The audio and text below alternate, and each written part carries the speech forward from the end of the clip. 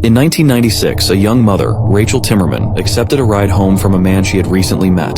But when they reached her house, he didn't stop. Instead, he ordered his nephew and friend out before speeding off to an isolated road where he assaulted Rachel. Desperate to escape, she pretended to enjoy it and convinced him to return to her house, where she quickly locked him out.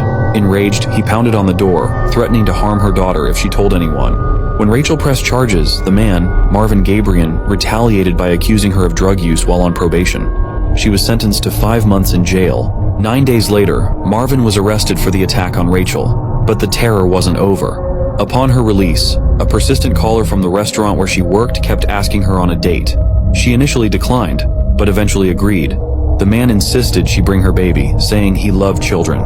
Rachel left home excited, hopeful for a fresh start, but she never returned.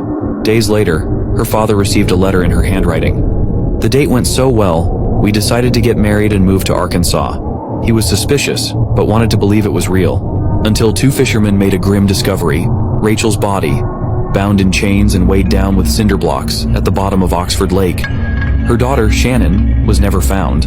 Unbeknownst to Rachel, the man who she went out on a date with was working for Marvin.